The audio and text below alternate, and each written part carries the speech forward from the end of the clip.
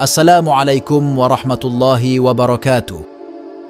Sahabat Musbi yang dirahmati Allah, Tamim Ad-Dari adalah seorang sahabat Nabi Muhammad sallallahu alaihi wasallam yang dulunya merupakan seorang warga Nasrani Palestina, berjumpa Dajjal dalam sebuah perjalanan ke Jazirah Arab. Setelah pulang ke rumah, Tamim Ad-Dari berhijrah ke Madinah dan memutuskan masuk Islam. Tamim Ad-Dari yang berada di Madinah menceritakan kejadian yang dialaminya kepada Rasulullah Shallallahu Alaihi Wasallam. Mendapat kabar dari Tamim Ad-Dari, beliau lantas mengumpulkan para sahabat dan menyampaikannya kepada mereka. Sehingga tak perlu diragukan lagi kisah sahabat Nabi ini benar dan sahih. Allah tidak ridha jika Rasulnya menyebarkan berita bohong. Di samping itu, tidak ada celah sedikit pun bagi Tamim Ad-Dari untuk berbohong di hadapan Rasulullah Shallallahu Alaihi Wasallam. Setelah mendapat kabar tersebut, Rasulullah Shallallahu Alaihi Wasallam naik mimbar seraya tertawa kecil untuk memberi kabar kepada para sahabat tentang kabar yang menurutnya menyenangkan atau menakutkan tentang Tamim Ad-Dari. Demi Allah, aku tidak mengumpulkan kalian untuk sebuah kabar yang menyenangkan atau yang menakutkan. Namun, aku kumpulkan kalian karena Tamim Ad-Dari yang dulunya adalah seorang Nasrani. Kemudian, dia datang berbayat dan masuk Islam. Selain itu, dia juga menyampaikan sebuah cerita yang sesuai dengan apa yang ingin aku ceritakan tentang Dajjal. Kata Nabi Shallallahu Alaihi Wasallam di hadapan para sahabat. Rasulullah Shallallahu Alaihi Wasallam meneruskan kisahnya.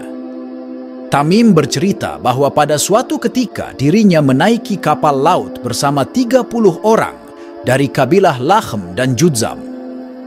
Selama 1 bulan lamanya, mereka terombang-ambing di atas gelombang lautan.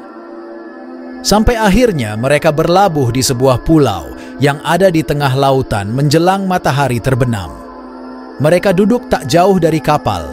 Beberapa waktu kemudian mereka masuk ke dalam pulau dan menjumpai sebuah hewan yang berbulu lebar. Saking lebat bulunya hewan tersebut, mereka tidak tahu mana kubul dan mana duburnya. Mereka kemudian memberanikan diri berkata kepada hewan tadi, "Celakalah, hewan apa engkau?" Anehnya, hewan itu bisa menjawab, "Aku adalah Al-Jassasah." Mereka kembali bertanya, "Apa itu hewan Al-Jassasah?"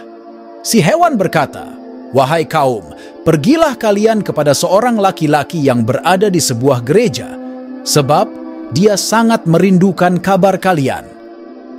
Seperti yang dikisahkan Rasulullah, Tamim menuturkan, "Setelah hewan tersebut menyebutkan seorang laki-laki kepada kami menjadi takut.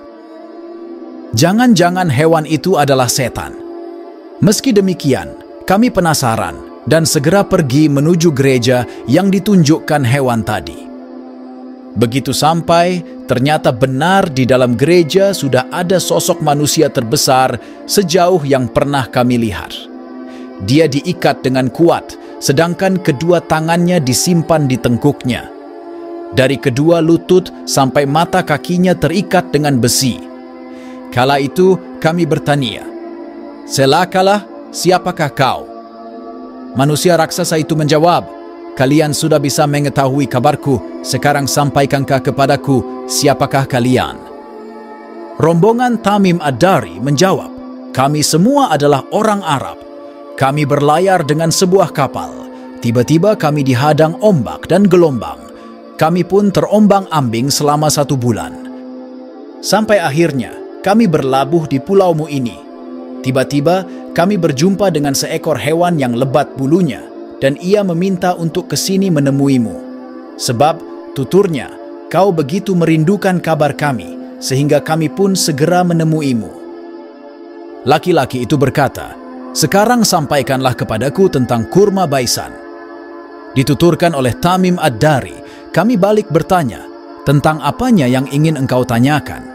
"Yang aku tanyakan kepada kalian, apakah kurma itu masih berbuah?" "Masih." Laki-laki itu kembali bertanya, "Sekarang kabarkanlah kepadaku tentang sumur Zugar." "Tentang apanya yang ingin engkau tanyakan?"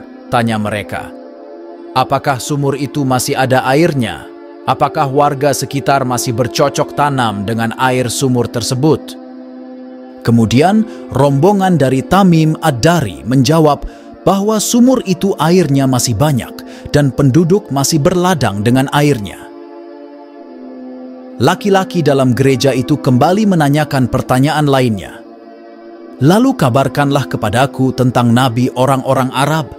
Apa yang telah dia lakukan? Dia lahir di Makkah dan hijrah ke Madinah.